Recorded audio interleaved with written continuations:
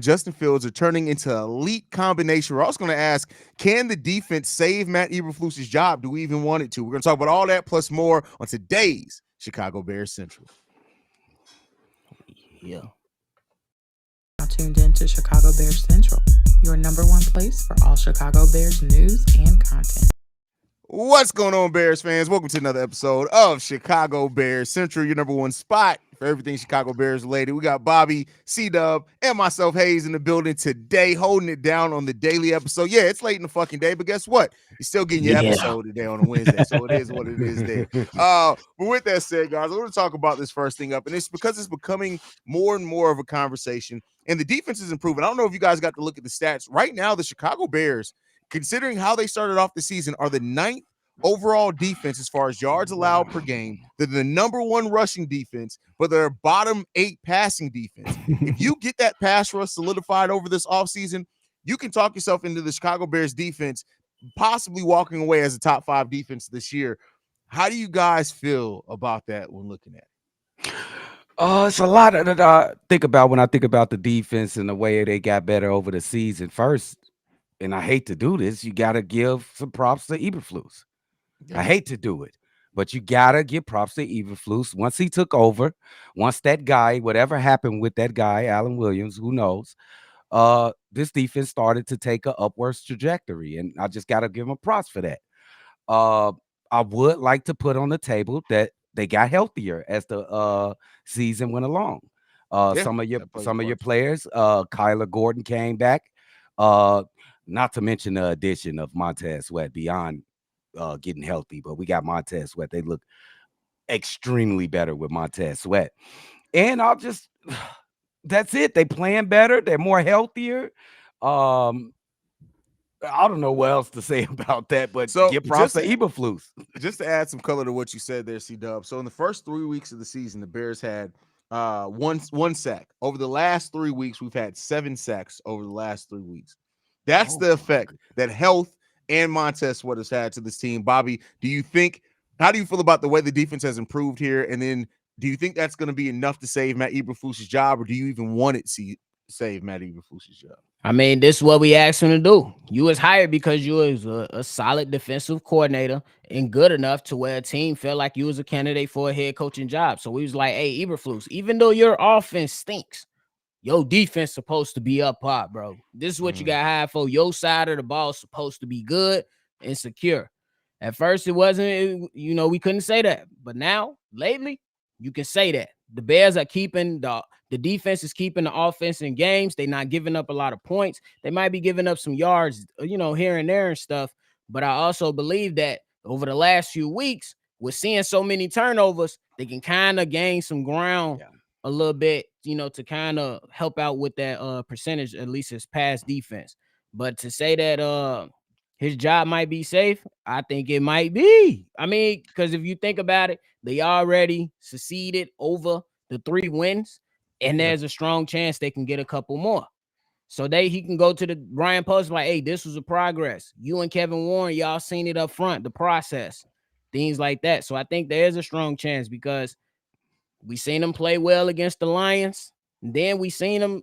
We don't know how they're going to play against the Browns, but they don't have Deshaun Watson. Then you got Atlanta, Green Bay, and Arizona. He can definitely win some more games. And then who knows, bro? Who knows? Oh, my goodness. I mean, listen, when it comes down to it, if this team, let's say, wins 3 out of these last few games, as much as I hate Matt Eberflus and I'm over it, I can't even deny that you may want to.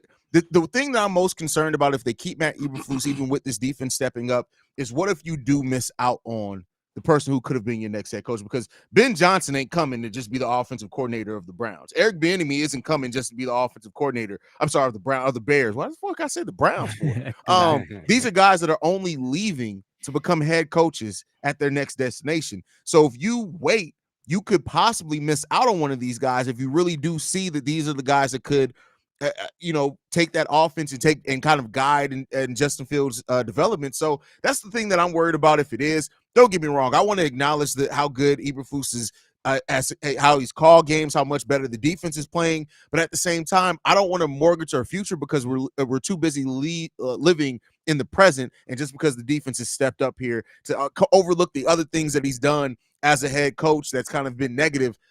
I'm worried about it. That's all I can say on that. I feel you on that. And I want to say this: even if they win 3-4 games for the rest of the season, does the bad that we seen this season still outweigh what he's done with the defense? I think the bad still outweighs. And Ryan Poles, I don't think he's as safe as he was at the beginning of the season. We was all singing his praises. He was a GOAT GM, all of this stuff. His job is on the line too, so he has to make a correct decision. I don't think that. I don't think Ryan. No. Poles' job I is on think the Ryan line at Poles. all. No, Ryan Poles is safe. You think he's Like safe? Ryan like Poles, they just said for the goofy Billy Donovan, he's safe. I mean, because when you look at Poles, like honestly, like look at how on the late draft picks that he's hit on. Absolutely. Right, like he's been a little cheap when it comes to free agents. We could have had some better free agents, and Tremaine Edmonds, even though he's got a lot of sacks, hasn't necessarily made the impact. But like Ryan Poles finds talent in the draft. Like you can solve free agency, and then really, I know free agents. We all look at free agency, and we want them to spend all this money. It's better in the long run if your draft picks are the ones that develop, because then you have them under a cost-controlled contract for that first 3 to 5 years. So. Yeah, I understand. I hear you guys. Go ahead, nephew. You had Oh, something. and I was gonna say, and I look at what he has done is, as far as the players and all the people that he brought in, most GMs, they can't do that. And then like he's replacing the players in the correct way. And what I mean by that is TJ Edwards is filling in just as much, or if not better than a Roquan Smith. Absolutely. Montez Sweat was a great addition. So he's strategically putting these guys in place and really going after those blue chip players. Because now you got you re-upped on Komet on the offensive side of the ball. Got DJ Moore, find a diamond in the rough, and Roshan Johnson. Bro, he got players everywhere, and the moves don't seem like they've been bad deals so far. I mean, you got a few here with Chase Claypool and that, but I'm talking about with the guys that's been performing on the team currently. Yeah, like no GM is going to bat 100%. But when you look at it with Ryan Poles, I know despite some fans and us being a 4-win team, he's hitting at least 80-85%, especially on draft picks. Like he's made some really, like Nate Davis hasn't been able to stay healthy, but when he's been on the field, everything that you kind of need him to be. So how much weight do y'all carry picking the right leaders of these players? Because I'm agreeing with y'all. How much weight do you go on picking the right leaders to coach these great players that he picking up? I do put a lot on that, but here's my thing on that is that he gets one more. And then if he doesn't get it right, then I'm with you, because you can draft good, but if you keep getting badass coaches that aren't developing people, all right, then. But I don't think he's on his seat's hot right now. Now, if he does, whenever he moves on from Matt Eberflus and we get it, if he makes another wrong choice on the head coach, that's when I think you start. That's fair. That's fair. Yeah. What if he keeps Luke Getsy? If he don't bring Luke, that's a fireable offense. That's a fireable offense. That's one problem that I feel like. Bro, if we go into this offseason and Ryan Poles comes out and say, we kept Luke Getsy on, we felt confident about, I will literally look at him and be like, you stupid motherfucker. He gonna have to sell that, Drew. He gonna have to really sell that to us, and we ain't buying that shit, bro. For real. He gonna have to sell it. No. Can't do it. Anything left, Bob, before we move into the next topic? No, we good. Keep it moving. Hey, so I want to talk about this, right? And I saw these stats. I did not do this research myself, so I saw it on some place, and I wanted to bring it and talk to you guys. I'm not even going to front like I did this. I pulled it. But with that said, DJ Moore and Justin Fields are really turning into elite combo, and here's why. Through the DJ Moore is on pace to have 1,420 yards. In 4 games with Tyson Bagent, DJ Moore had 20 catches for 211 yards. In the games that he's played with Justin Fields, that's through weeks 1 through 5, and then weeks 11 through 12.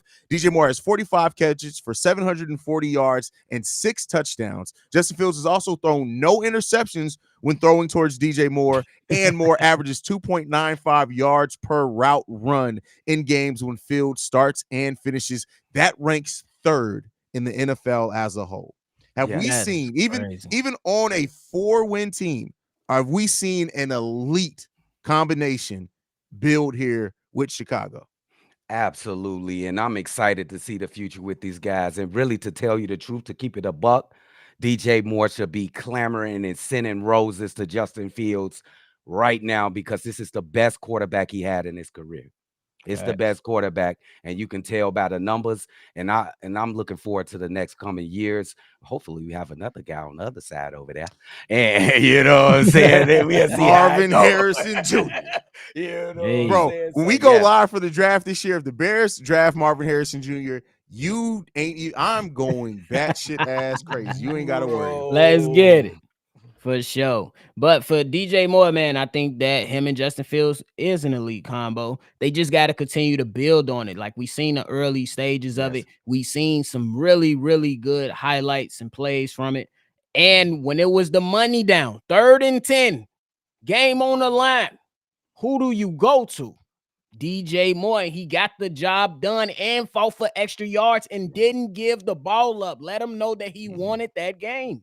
Yeah. But I gotta go ahead and name out some stats that you ain't call out, Haize, just to kind of help, continue to paint this beautiful picture.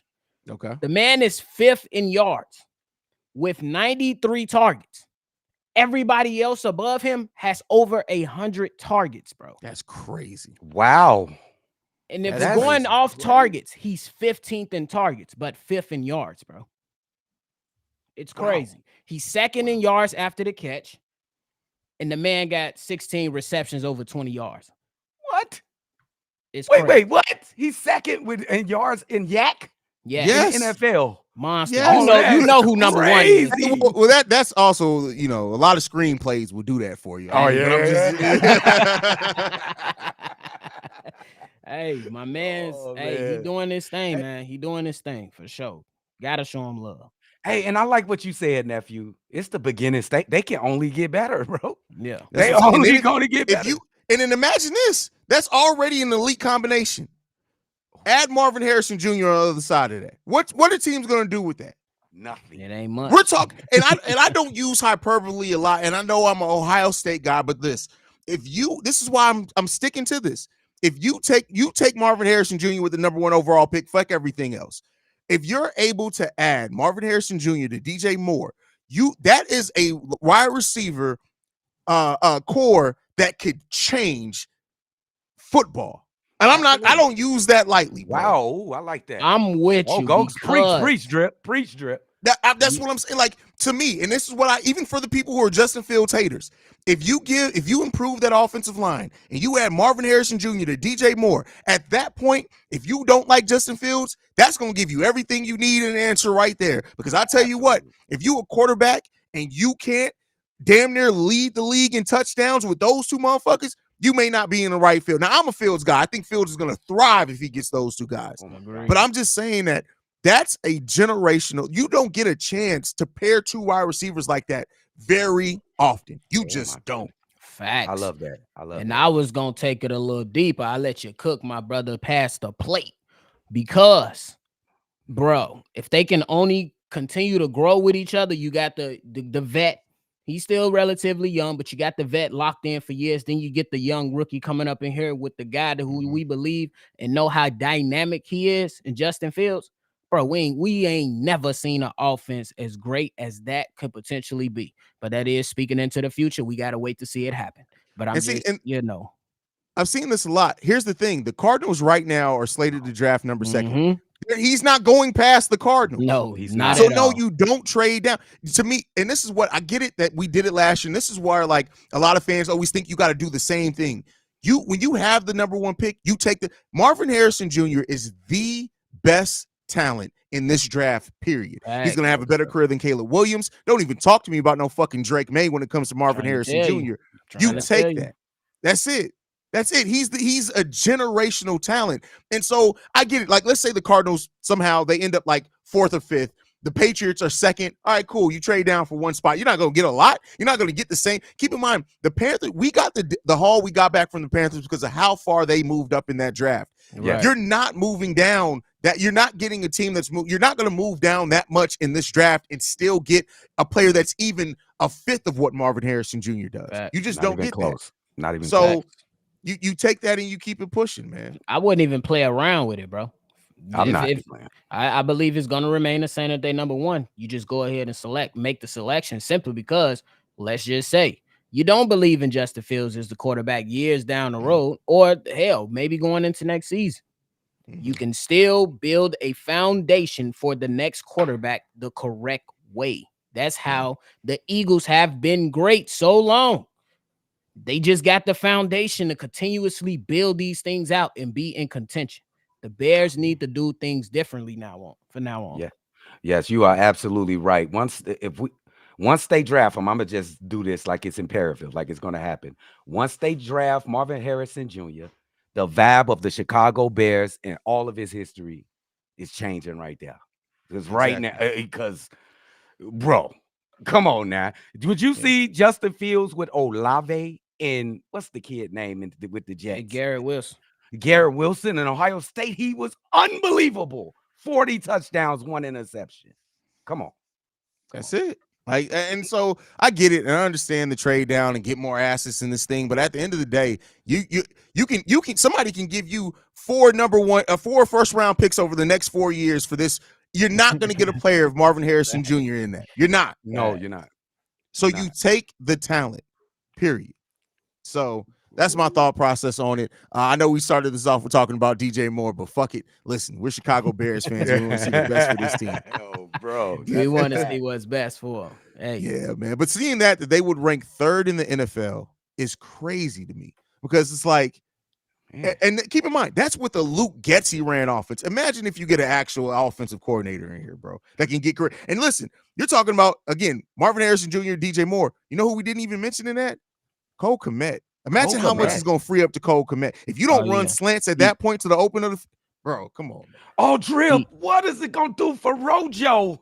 Because I expect Rojo to be the starter. That's what I'm saying. You talking about an offense that has Cole Kmet, DJ Moore, Marvin Harrison Jr., Justin Fields. You still got Khalil Herbert in that as well. Yes. Oh, come on. Look out. That's a game changer, Jip. Look out. That's a game changer. That's all I'm saying with that, man. Any last thoughts on this one before we move into the last topic for today, fellas? Let's keep it moving because we'll be talking about this forever. Yeah, bet.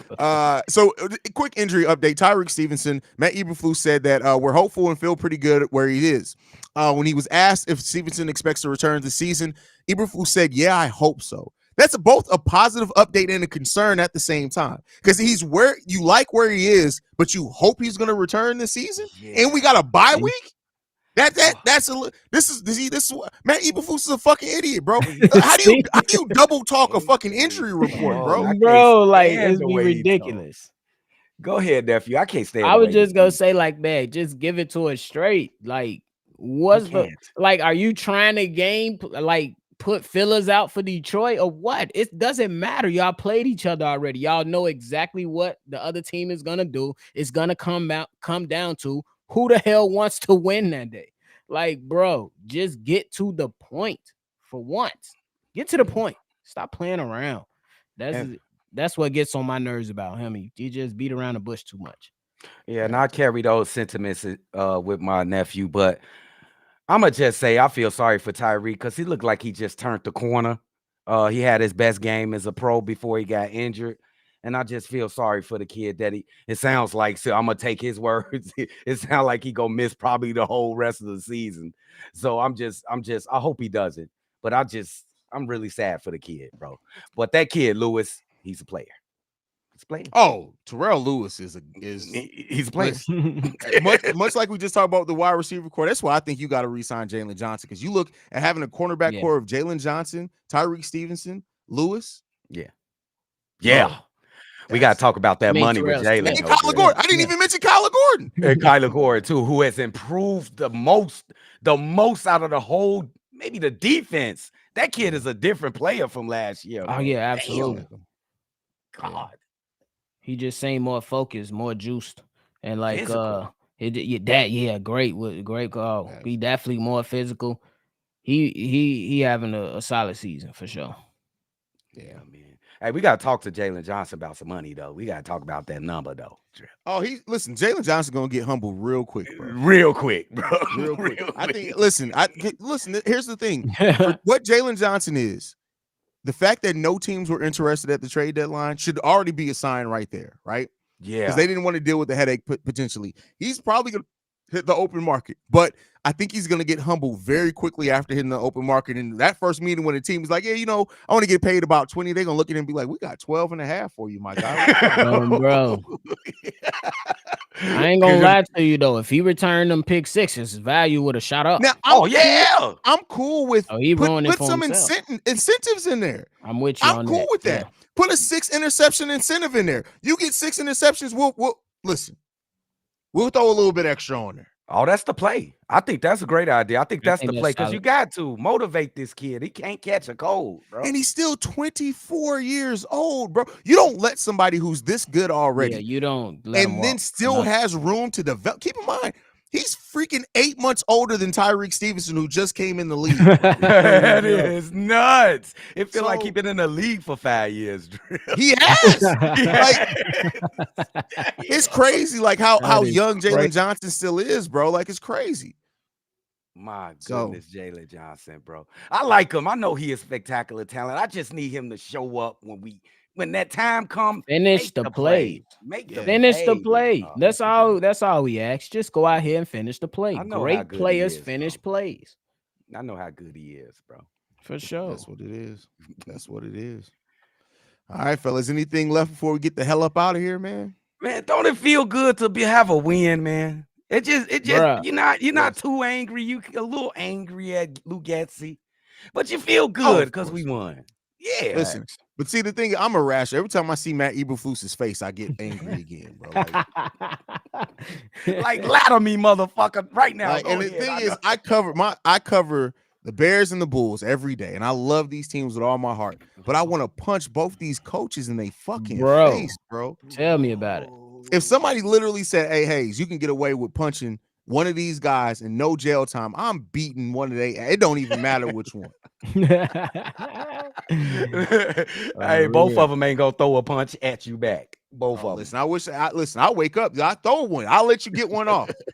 And then I'm fucking your ass up, fam. I remember I did that shit in a high school fight one time. Nigga pushed me. I don't push, I punch. I punched the nigga in his face. He punched me one time. I was like, oh, cool, bet. Thanks for that.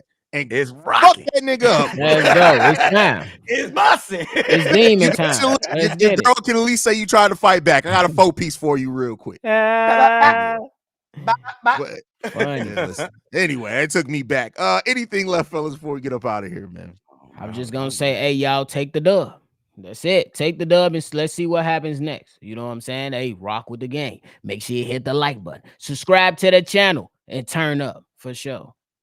One more thing, TikTok, make sure y'all hit us up on TikTok. Same name, Chicago Bears Central.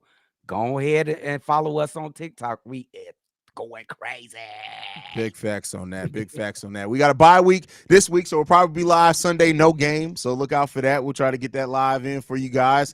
But yeah, other than that, man, thank you guys for following and listening, man. Make sure you guys are following the show at Shy Bears Central. You can send us any feedback, questions, comments, concerns, ChicagoBearsCentral@gmail.com. And then lastly, if you want to leave a text message and or voicemail, 773-242-9336. We're the #1 spot for everything Chicago Bears related, man. We up out here. Peace, y'all.